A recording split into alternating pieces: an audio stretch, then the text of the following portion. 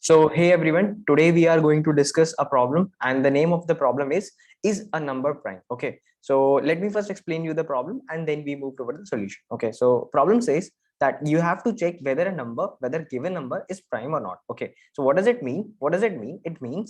That it means that you have given a number. For example, you have given an input of input n. For example, you have given an input n and the n is equals to 4. So you have to check whether 4 is prime or not. Okay, so firstly we'll read out that what does it mean by prime. So the student who don't know what is prime, I'll tell you. Prime means a number is said to be prime if it is not divisible by any of the number except one and itself. I'll again tell you that a number is said to be prime if it is divisible only by one or itself. Okay, so for example, what does it mean? Number divisible by one or itself, or in other term we can say it doesn't have any of the factors. Okay, it doesn't having any of factors. Okay, so a number divisible by one and one means one and itself. This one and itself, so it's said to be the number is said to be a prime number. Okay, so and else a number with does having a number having divisors more than one, sorry, not more than one, a number having divisors except one and itself are not prime numbers. So not prime means number which is divisible by any of the number including one and itself. Matlab, including one and itself. If a number is divided by any other number, then number is not prime. Okay, so this is the basic definition for both prime or not prime. Let just simply consider a test case. Let me consider a test case of where n equals to 4. N equals to 4 means the number which can divide 4 are that are 1 can divide 4, 2 can divide 4, 4 can also divide 4. So what I if I'll say that a number is prime, it means it must follow must follow a condition that it has only two divisors, which is 1 and itself. But in this case, it having extra, that is 2 is also a divisor for that number, so it's not a prime number. Okay, so so I'll say it's not prime. This number is not prime. Okay, not prime. For example, I'll consider a number that will be 16. For example, in case 16. So in case of 16, what are the divisors? What are the divisors for 16? So divisors means which can completely divides the 16. So 1 can divide 16, 2 can divide 16, 4 can divide 16, 8 can divide 16, as well as 16 can divide 16. So is this number is prime? So you can check that except one and itself, it having extra divisor, so it's this number is not prime. Okay, it's not prime. So for example, let's consider us again test case. For example, let me consider a test case of 13. So okay, so in this case, is any of the number dividing 13? So let me check. One can divide 13, 2 doesn't divide, 3 doesn't divide, 4 doesn't divide, 5 doesn't divide, 5 doesn't completely divide, 6 doesn't completely divide. Any of the number till 13 doesn't completely divide the 13. So in this, so we can say we must say that 13 is a prime number because it doesn't having any of the divisor except one and itself. Okay, so 13 is a prime number. We can consider from the here. So one more thing, one more thing which we have to follow here, that is they have given something like you have for that we'll read out the problem statement. So they said that we have to take a number t as input representing count of input number to be tested. What does it mean? It means number of test cases. What does it mean? For example, how this question will work: firstly you have to take an input t. So what does it mean? T is number of test cases. Number of test cases mean number of test cases stands for till t you have to take inputs. Till t you have to take inputs as an n, till t you have to take input as n, and for that n you have to check whether this n is prime or not. Okay, so let me tell you something which will more clear it to you. So for example, what does it I'm saying you have given a number t and for that t you have to take some inputs. So you have to take some inputs. So for example, you have taken an input a, you have taken input b, you have to take input c, you have input taken d. So for those inputs you have to check whether these inputs are prime or not. If number is prime, you have to print it as a sorry, this was just 1 minute. Yeah, so it means if a is a prime number, then you have to print prime here. If it is not prime, then you need to print. For example, I'm supposing b is not prime. For example, a, I'm considering a as 2, considering b as 4. So what does it mean? It means a is a prime. So 2 is a prime number. It means we have to print prime. If not prime, then we need to print not prime. Okay, so what will be the complexity for this approach? How we can consider the complexity? How we can conclude about the complexity? So we can say we are running a loop till t. So for example, we are running a loop first 1 to t, and for each d we are checking whether it has a multiple. Multiple means whether it has a divisor. If there is any of the number which is dividing this number completely. For example, let we consider a test case where n equals to 16. So n equals to 16 means what? I'm checking from 1 to 16. I'm checking, for example, you have given a t is equals to 2. So for those two, you have to take two inputs. For example, I'm taking two inputs. That is, first one is 16 and second one is 7. Okay. So how I can conclude that? I'll check that these numbers are prime or not. What I'll do, I'll run a loop from 1 till n. For example, currently my n is 16 for my first input, that is 16. So for 1 till 16, I'll run a loop and I'll check that if there is any of the number which is dividing 16 completely. For example, what does it mean? I'll check a number.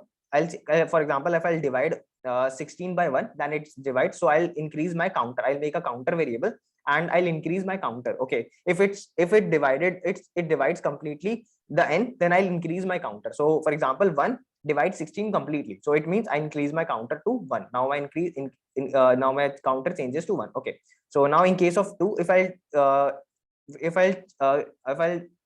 if this condition satisfies, if n modulo I, for example, I'm just running a loop. This means this is the variable, these are the variables of I. So if n modulo I is equals to 0, it means it is the multiple, or we can say it is a multiple of n, or we can say it is a complete divisor of n. Okay, so what does it mean? For example, 2 8s are 16. So if 2 into 8 is equals to 16, it means 8, if we'll divide 16 with 2, the remainder will be 0. It means it has a fact, the 2 is the factor of this number. Okay, so if it is a factor, then we'll increase again our counter. So now our counter is 2. So again, we'll check it for 3. So for 3 it doesn't satisfy the condition. We'll check it for 4. For 4 it does satisfy the condition. For 4, what we'll do, we'll check that 16 divides by 4 is equal to 0. So we'll say that remainder of this thing is equal to 0. It means 4 is the divisor of 16, which is a complete divisor. So if it is a divisor, it means we got again a divisor. So we'll increase our counter again 3, and for that we'll do it for 5, we'll do it for 6, we'll do it for 7, we'll again do for 8, and in case of 8, again we'll increase our counter because 8 divides the 16 again, and in case of 9, we'll 12 and 9 10 so on. We'll divide and check whether it is a divisor or not. For example, again we are going to check, we are getting it on the on 16. So counter increase raised to the value of 5, because why? 1 is a divisor, 2 is a divisor, 4 is a divisor, 8 is a divisor, 16 is a divisor. Total is has 5 divisors. Okay, so I can say if a number having divisors more than 2, so the number, if just read it, just listen it again. I'm saying if a number having divisors more than 2, greater than 2, then this number can't be a prime number. This number can't be a prime number.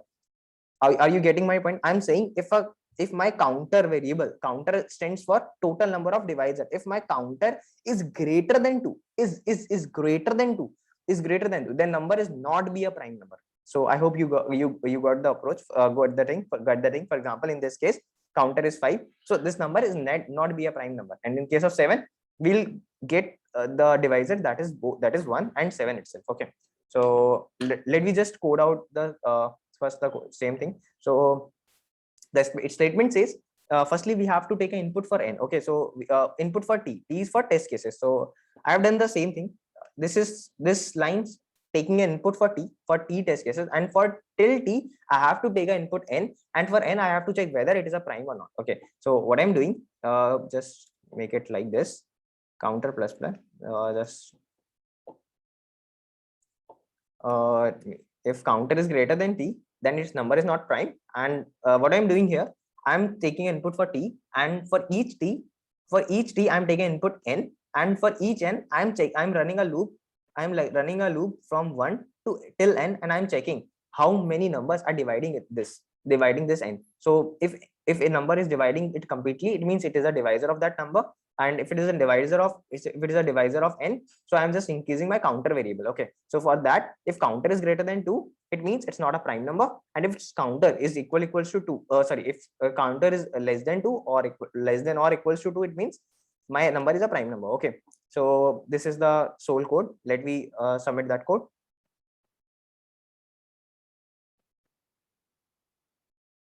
So can anyone tell me about the complexity for this approach? Let me identify the complexity. So you can say we are running a loop till t, and for each t we are running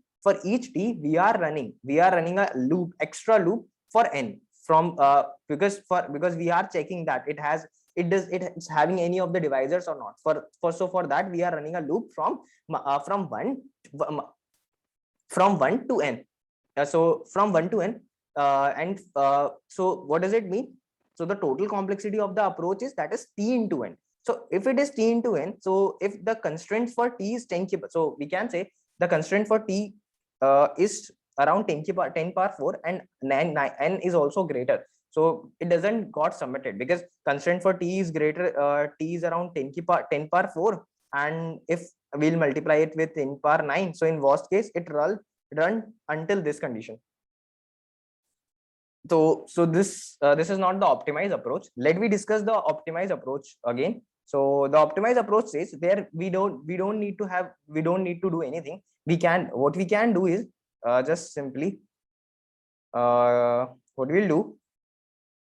So what we'll do now, we'll make some observation. For example, if we are having a number n equals to 24, okay, so for in this case you just observe that 1 into 24, 1 is divisor of 24. Okay, 2 is again a divisor because 2 into 12 is equals to 24.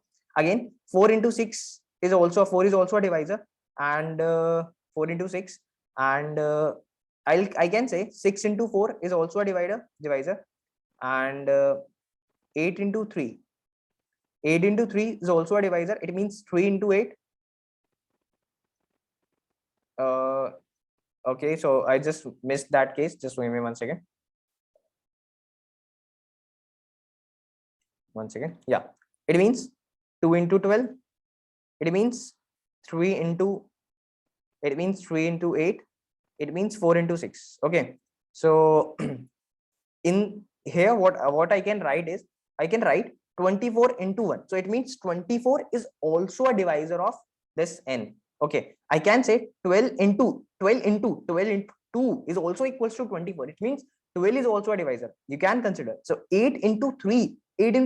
So 8 is also a divisor. And here 6 into 4. So it means 6 is also a divisor. So from here we can conclude that instead of running a loop till n, what we can do, we can run a loop till square root of n. So why we are running it square root of n? If we are saying that 2 into 12 is equals to 24, then we must be saying that 12 into 2 is also equals to 24. So if 2 is a factor, 2 is a divisor, then it means 12 must be a divisor. So if we'll check till this condition, till this, we are not checking for that. Okay, for those all. Okay, so we are optimizing our approach through that part. What we'll do, so for that what we'll do, so I hope you got that. If you are not getting it, just observe it like I'm saying that if 3 into 8 is equals to 24, then it must be 8 into 3 is also equals to 20. So if we are checking it for 3, then we can say that if 3 is a divisor, if 3 is a divisor, or if 3 is a divisor of 24, then it means 8 is also a divisor. 8 is also a divisor for 24. So instead of running a loop till 24, we'll run it till square root of 24. So square root of 24 is what? That is 20. What is the square root of 24? So the square root of 24 is, that is around 4 point something, because 4 16, so 5 4 is 4.9 around something. So we can, in case of int, we can take it as an int, and till 4, till square root, we'll run a loop, and for that,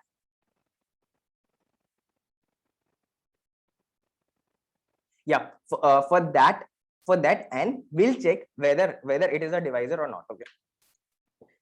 And one more thing you can consider, that if a number having divisor except one and itself, what I'm saying, just consider it, just listen it carefully. I'm saying if a number having divisor except one and itself, for example, in case of 4, I'm having a divisor 1, 2 and 4. So I am having divisor for this n, that is except 1 and itself, which is equals to 2. So if I am getting any of the divisor except 1 and itself, if any, then number never be a prime. Never be a prime. I hope you got it. So instead of, so here I can also optimize it by using something. Let's just consider that thing. So first we'll just implement that key. We are just running our loop till square root. So j into j will hand over that part. And if we'll get any of the divisor except 1 in itself, so for that we'll start it from 2. So if we'll get any of the divisor, any of the divisor except that number, we'll say that this number is never be a, is never be a prime number. Okay, so here I'm just using a break condition, and I'm just saying if my counter variable is greater than n, is greater than 1, the number not be a prime, and if in else part, it's prime. Let's submit that.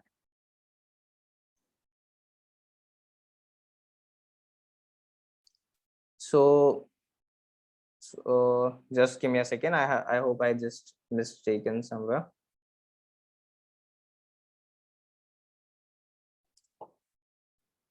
J into j less than equals to n. Yeah, sorry, it is counter. If counter is greater than 0, it means number is not prime. I've just mistaken. I've wrote down 1 there, so that's why it's saying me a wrong answer. I hope it will got submitted now. So can anyone guess the complexity for this approach? Can any of you can guess complexity of the approach? So the complexity is we can say, in best case, at best case, the complexity is big of 1. Why big of 1?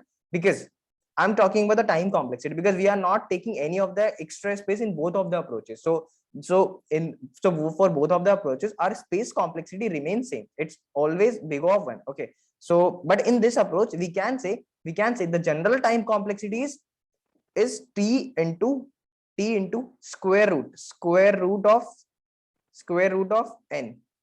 Okay, so square root of n, I'm saying square root of n. So this is my general complexity. But for best case, I can say if a number is a divisor of 2, if any of the number is divisor of 2, then at a step of 1, we can get our answer. Okay, so because I'm breaking that condition, so at best case it's 1, and on average, on the worst case, it's t into square root of n. I hope you will get the approach.